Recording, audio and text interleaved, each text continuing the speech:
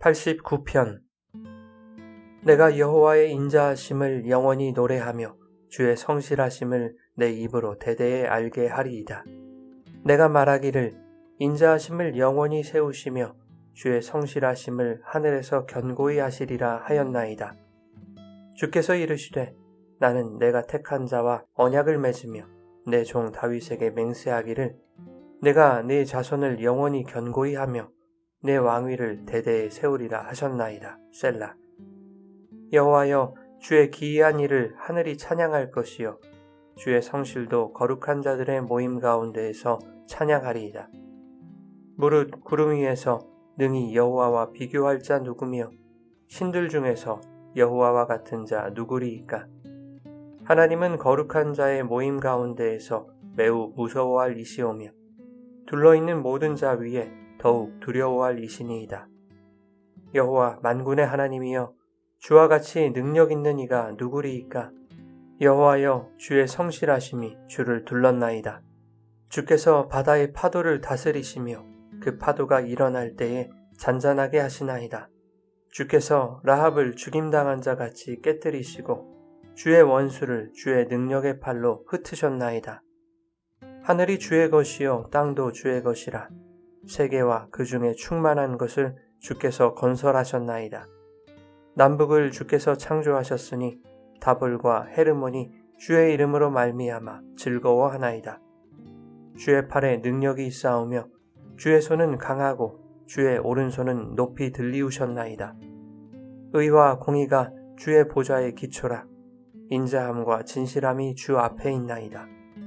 즐겁게 소리칠 줄 아는 백성은 복이 있나니 여호와여, 그들이 주의 얼굴빛 안에서 다니리로다. 그들은 종일 주의 이름 때문에 기뻐하며 주의 공의로 말미암아 높아지오니 주는 그들의 힘과 영광이심이라. 우리의 뿔이 주의 은총으로 높아지오리니 우리의 방패는 여호와께 속하였고 우리의 왕은 이스라엘의 거룩한 이에게 속하였기 때문이니이다. 그때에 주께서 환상 중에 주의 성도들에게 말씀하여 이르시기를 내가 능력 있는 용사에게는 돕는 힘을 더하며 백성 중에서 택함받은 자를 높였으되 내가 내 종 다윗을 찾아내어 나의 거룩한 기름을 그에게 부었도다. 내 손이 그와 함께하여 견고하게 하고 내 팔이 그를 힘있게 하리로다. 원수가 그에게서 강탈하지 못하며 악한 자가 그를 곤고하게 못하리로다. 내가 그의 앞에서 그 대적들을 박멸하며 그를 미워하는 자들을 치려니와 나의 성실함과 인자함이 그와 함께하리니 내 이름으로 말미암아 그의 뿔이 높아지리로다. 내가 또 그의 손을 바다 위에 놓으며 오른손을 강들 위에 놓으리니 그가 내게 부르기를 주는 나의 아버지시요 나의 하나님이시요 나의 구원의 바위시라 하리로다. 내가 또 그를 장자로 삼고 세상 왕들에게 지존자가 되게 하며 그를 위하여 나의 인자함을 영원히 지키고 그와 맺은 나의 언약을 굳게 세우며 또 그의 후손을 영구하게 하여 그의 왕위를 하늘의 날과 같게 하리로다. 만일 그의 자손이 내 법을 버리며 내 규례대로 행하지 아니하며 내 율례를 깨뜨리며 내 계명을 지키지 아니하면 내가 회초리로 그들의 죄를 다스리며 채찍으로 그들의 죄악을 벌하리로다. 그러나 나의 인자함을 그에게서 다 거두지는 아니하며 나의 성실함도 패하지 아니하며 내 언약을 깨뜨리지 아니하고 내 입술에서 낸 것은 변하지 아니하리로다. 내가 나의 거룩함으로 한 번 맹세하였은즉 다윗에게 거짓말을 하지 아니할 것이라. 그의 후손이 장구하고 그의 왕위는 해같이 내 앞에 항상 있으며 또 궁창의 확실한 증인인 달같이 영원히 견고하게 되리라 하셨도다. 셀라. 그러나 주께서 주의 기름 부음 받은 자에게 노하사 물리치셔서 버리셨으며 주의 종의 언약을 미워하사 그의 관을 땅에 던져 욕되게 하셨으며 그의 모든 울타리를 파괴하시며 그 요새를 무너뜨리셨으므로 길로 지나가는 자들에게 다 탈취를 당하며 그의 이웃에게 욕을 당하나이다. 주께서 그의 대적들의 오른손을 높이시고 그들의 모든 원수들은 기쁘게 하셨으나 그의 칼날은 둔하게 하사 그가 전장에서 더 이상 버티지 못하게 하셨으며 그의 영광을 그치게 하시고 그의 왕위를 땅에 엎으셨으며 그의 젊은 날들을 짧게 하시고 그를 수치로 덮으셨나이다. 셀라. 여호와여 언제까지니이까? 스스로 영원히 숨기시리이까? 주의 노가 언제까지 불붙듯 하시겠나이까? 나의 때가 얼마나 짧은지 기억하소서. 주께서 모든 사람을 어찌 그리 허무하게 창조하셨는지요. 누가 살아서 죽음을 보지 아니하고 자기의 영혼을 스올의 권세에서 건지리이까? 셀라. 주여, 주의 성실하심으로 다윗에게 맹세하신 그 전에 인자하심이 어디 있나이까? 주는 주의 종들이 받은 비방을 기억하소서. 많은 민족의 비방이 내 품에 있사오니 여호와여, 이 비방은 주의 원수들이 주의 기름 부음 받은 자의 행동을 비방한 것이로소이다. 여호와를 영원히 찬송할지어다. 아멘, 아멘.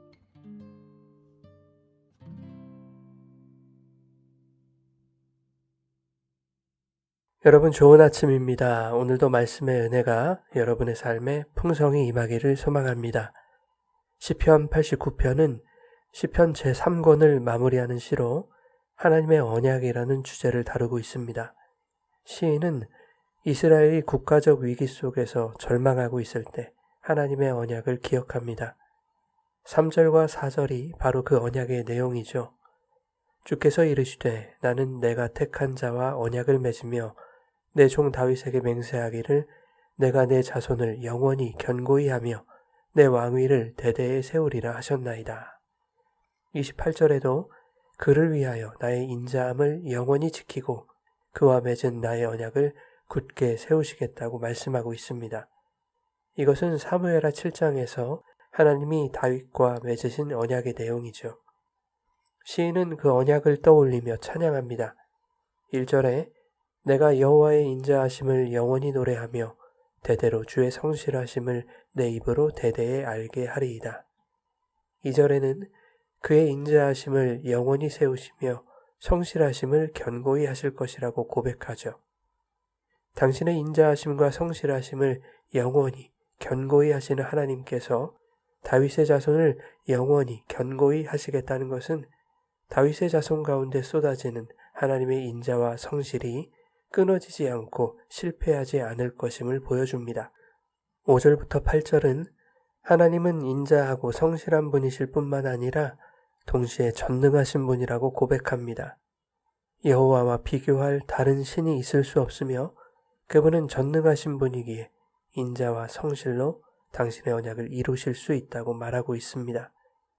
9절부터 14절은 하나님의 전능하심을 더욱 구체적으로 드러냅니다.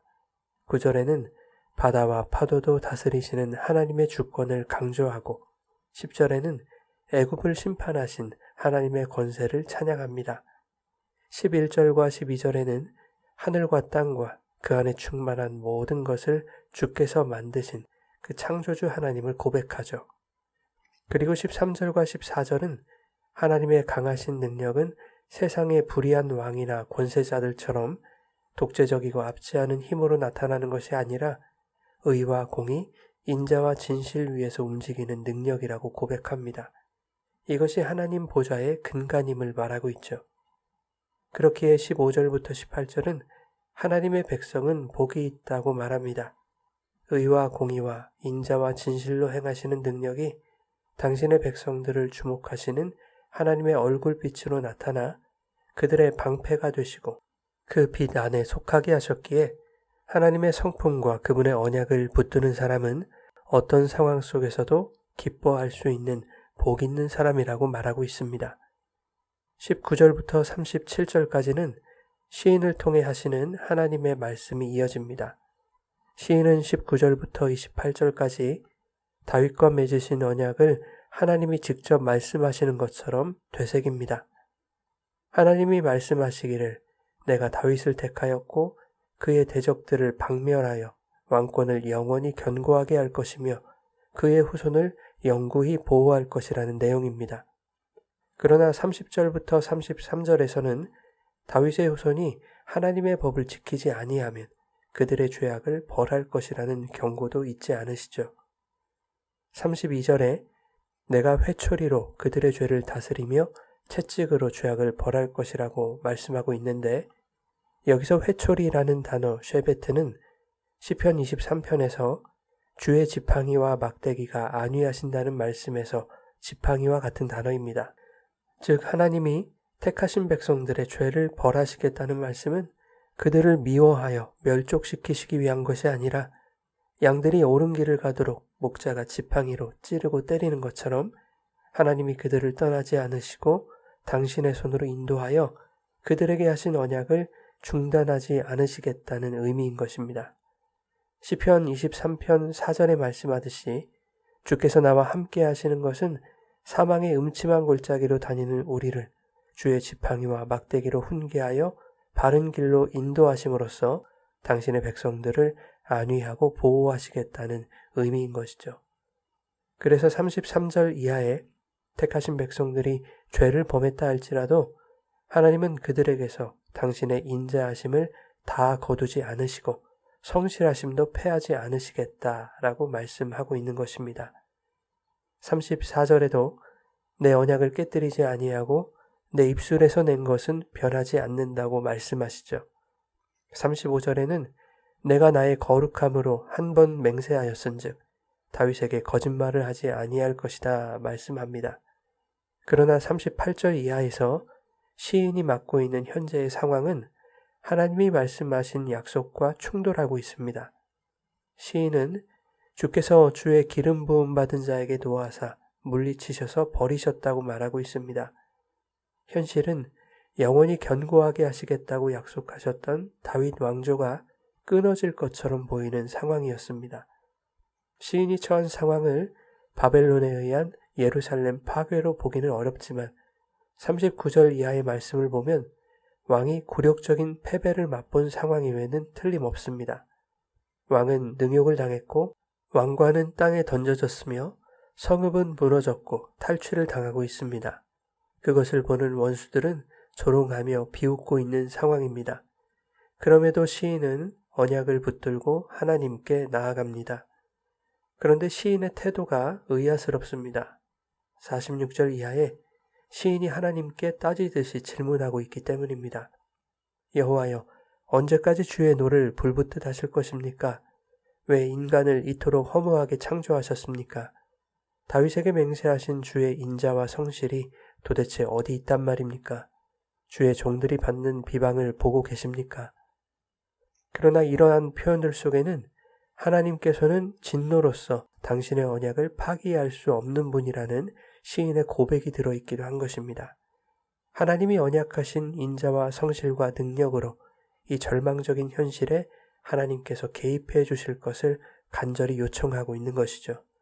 그래서 마지막 절은 하나님께서 당신의 언약을 이루실 것을 믿으며 찬송과 아멘으로 마무리하고 있는 것입니다.